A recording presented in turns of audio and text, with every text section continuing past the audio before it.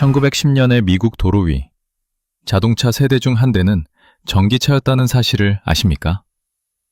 지금으로부터 110여 년 전, 뉴욕과 디트로이트의 거리는 단지 과거의 풍경이 아니라 전혀 다른 미래의 가능성을 품고 있었습니다. 당시 전기차 점유율은 무려 38%, 가솔린차는 오히려 소음과 매연, 잦은 고장 때문에 신뢰받지 못하는 불안정한 선택지에 가까웠습니다. 당시 신문에는 전기차는 도시의 품격을 해치지 않는다는 표현이 등장했고, 병원과 호텔, 고급 주택가에서는 전기차만을 허용하는 사례도 있었습니다. 사람들은 이미 조용한 이동이 무엇인지 알고 있었던 것입니다. 그 중심에 기묘한 장면이 하나 있습니다.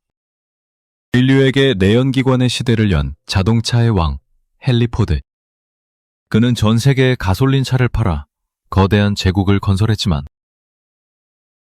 정작 자신의 아내 클라라 포드에게는 전기차만을 사주었습니다.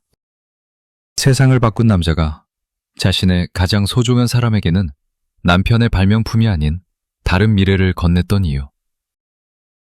그리고 압도적이었던 전기차의 기세가 단 한 세대 만에 꺾여버린 결정적인 이유는 과연 무엇이었을까요?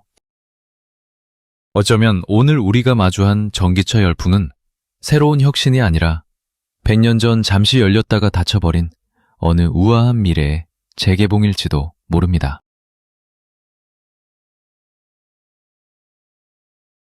(1908년) 자동차의 도시 디트로이트. 자동차의 왕이라 불리는 헨리 포드의 집 차고에는 기묘한 풍경이 펼쳐지고 있었습니다.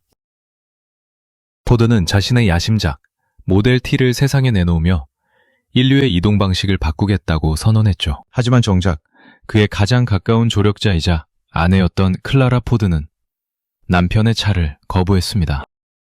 왜였을까요? 당시 가솔린 차는 단순히 불편한 기계가 아니었습니다. 위험했습니다. 시동을 걸기 위해 크랭크를 돌리다 손목이 부러지거나 역회전으로 팔 전체를 다치는 사고가 신문에 실릴 정도였습니다. 엔진의 폭음은 마차를 놀라게 했고, 매연은 여성과 아이들이 타기엔 명백한 결격 사유였습니다. 클라라 포드는 그 모든 것을 거부했습니다. 그녀는 기름 냄새와 소음을 감수하며 차를 타고 싶지 않았습니다. 대신 전기차인 디트로이트 일렉트릭을 선택합니다. 버튼 하나로 시동이 걸리고 거실처럼 조용한 실내, 드레스에 그을음 하나 남기지 않는 차. 헨리 포드는 아내의 선택을 존중했습니다. 그는 자신의 아내 생일마다 새로운 전기차 모델을 선물했고, 클라라는 그 차로 도시를 누볐습니다. 실제로 1910년대 뉴욕의 택시 상당수는 전기차였고, 충전소는 호텔과 극장 주변에 자리 잡고 있었습니다. 이제 질문은 이렇게 바뀝니다. 만약 헨리 포드가 아내의 안목을 믿고 가솔린 엔진이 아닌 전기 모터에 자신의 컨베이어 벨트를 올렸다면 역사는 어떻게 달라졌을까요? 당시 전기차의 유일한 약점은 기술이 아니라 가격이었습니다. 모델 T가 $850에 팔릴 때 전기차는 $3,000를 넘겼습니다. 하지만 포드의 대량 생산 시스템이 적용되었다면 전기차 역시 수백 달러 수준으로 내려왔을 가능성이 큽니다. 더 흥미로운 사실은 이것이 단순한 가정이 아니라는 점입니다. 포드와 그의 친구 토마스 에디슨은 실제로 저가형 전기차 프로젝트를 논의했고, 에디슨은 니켈 철 배터리를 개발하였습니다. 그러나 그 미래는 오지 않았습니다.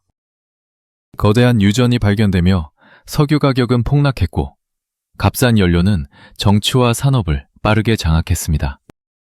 전기차는 조용하지만 약한 차, 나아가 여성용 차라는 프레임에 갇혀 조롱의 대상이 됩니다. 이 순간 인류의 방향타는 효율이 아니라 자본의 손으로 넘어갔습니다. 만약 그때 전기차가 승리했다면 우리는 이미 20세기 중반에 배터리 교환소를 도시의 기본 인프라로 받아들였을 것입니다. 중동의 지정학은 지금과 전혀 다른 모습이었을 것이고, 기후위기라는 단어 자체가 교과서에 실리지 않았을지도 모릅니다. 우리는 이제야 100년 전 클라라 포드가 누렸던 그 정숙함과 우아함으로 돌아가려 하고 있습니다. 테슬라의 가속에 간판하며 미래가 왔다고 말하지만 실은 잃어버린 과거를 되찾고 있는 것에 가깝습니다. 인류는 화석 연료라는 하나의 선택지에 스스로를 가둔 채 그 부작용을 세대마다 분할 납보해 왔습니다. 기술이 부족해서가 아니라 가장 편한 자본의 길을 선택했기 때문입니다. 이제 주유소 영수증을 다시 보십시오. 그것은 단순한 기름값이 아닙니다. 더 나은 길을 알고 있었음에도 외면했던 100년의 기회비용입니다. 그래서 마지막으로 묻고 싶습니다. 이번에는 다를 수 있을까요? 우리는 이번에는 정말 기술을 선택하고 있는 걸까요?